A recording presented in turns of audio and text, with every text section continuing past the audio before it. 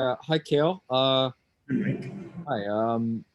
Really up and down, back and forth roller coaster game tonight, and just curious what you saw from your team as the periods progressed.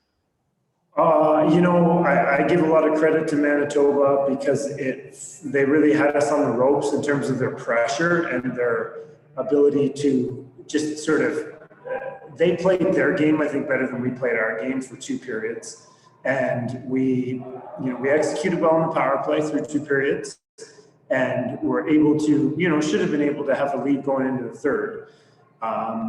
But we didn't, we were outplayed in those periods. And then I thought that we really brought our game around in the third. I was happy with that. Obviously happy anytime you can get a win, that's the bottom line, but certainly we need to make sure that we're ready for a team that really competes and they get pucks behind you well.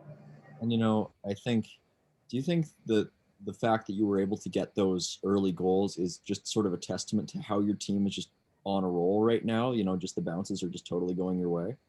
Yeah, I think it's a testament to the skill level of our guys. We have some good players, and guys made good plays. And even though we felt like the game was lopsided, we were able to execute. And when you can do that, that breathing room that you create, you're able to just stay in the fight. We stayed in the fight, and we found our game. Thanks. Paige, go ahead. I've noticed there's been a lot of production depth this season. Do you feel like everyone on the team is finding a way to help the team win at this point? Yeah, Paige, I think that's a good point. I think that there's, a wide variety of guys that are chipping in different ways. Obviously, we've got guys that are really consistent in terms of what they bring to the table over the course of spans of games where they've been hot. But at the same time, you get contributions from Mark Simpson coming in, stepping up and getting a bigger role in the third period, scores a huge goal. You've got, different guys making sure that they're, whether it's on special teams or 5-on-5, just trying to find a way to fulfill a role and make sure that they accomplish something on the ice. And I think again, Mike mentioned that we're getting some bounces and we're also having guys execute on some plays. Okay, and just a follow up to that, it's not uncommon, obviously, when you're on these longer road trips to kind of see some burnout happen, but that hasn't seemed to happen with your team. How have you guys been able to keep your footing?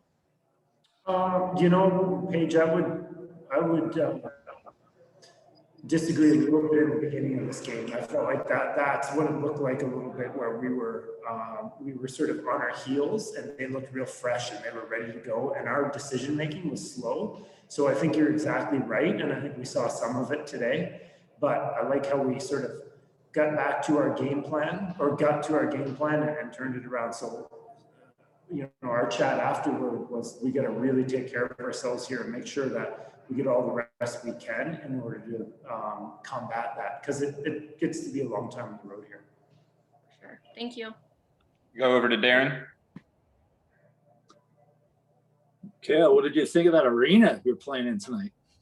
I gotta tell you, the game feels like it's lightning fast in there. It was amazing. The ice is great. The boards are extremely fast when you rim pucks, and I felt for our guys because it was sort of like the game drank some Red Bull and we were trying to keep up with it. When's the last time you coached a game in a small place like that?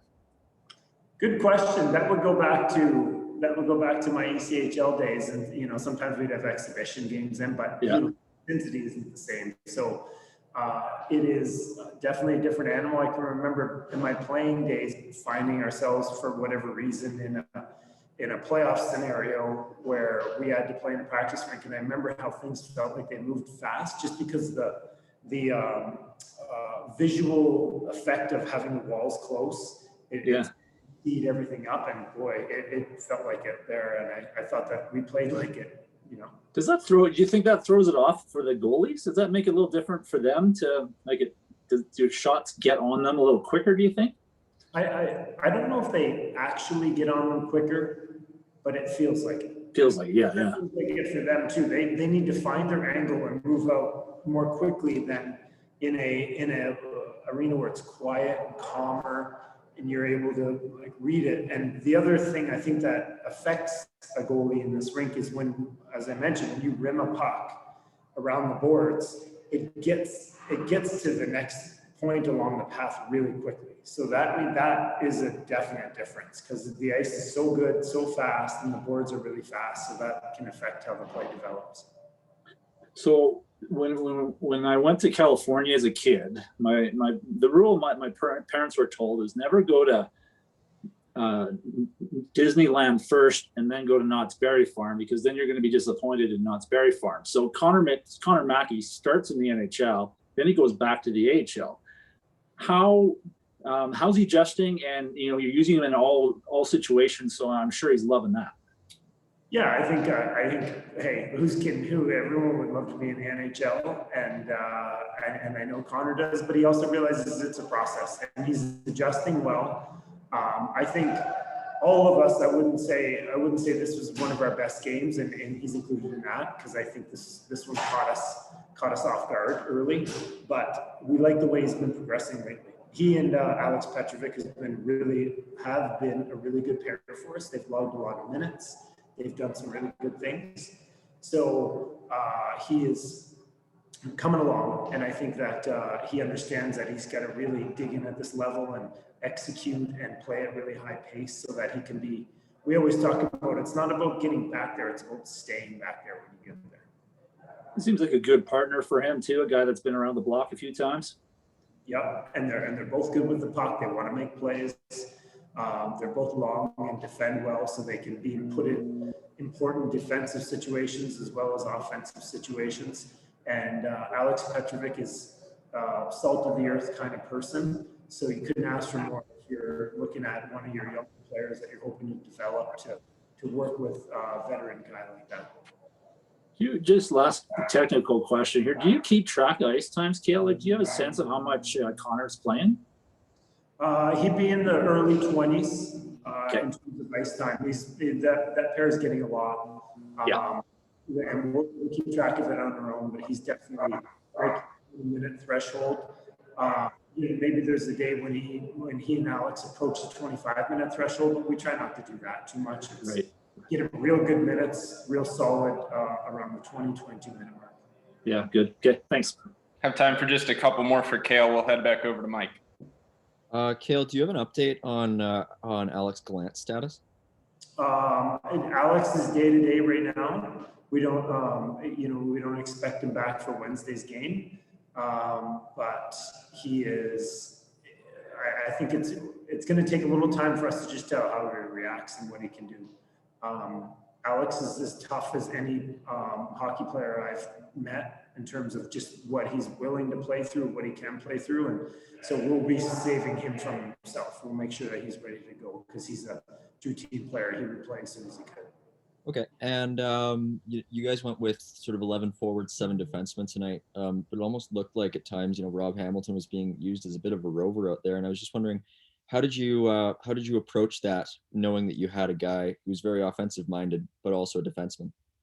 Yeah, Rob played some, had just a few shifts in our first couple of games up front at the beginning of the year, and he was pretty good at it.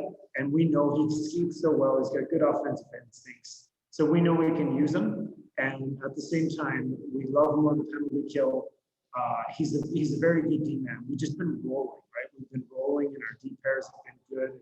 So he was just in a situation where he's a bit of an odd man out, but we have a lot of confidence in him, and we like who he is as a player. So it was a way to get him into the mix. And as you saw in the third period, he was pretty instrumental on the back end, as well as playing up front through a couple of periods. So he came in really handy. Got time for one more. If nobody else is, I'm in. My last question would be just what was your takeaway from Zagadulin in his first start of the year? I thought he kept us in the game early. Through 2 periods, we found a way to keep us in the game. So we gave up a late PK goal in the second period, which was just a line rush against a mistake on our part. We had a bit of a foul up and left him hanging to dry there. But the bottom line is, when we looked at the shot clock through 2, the reason that we were where we were was because of Zagadulin. And I think in the third, you know, some nice plays on him, but I'm sure he'll tell you he won't win those back. But the bottom line is he hasn't played a lot of hockey lately. Found a way to get his team.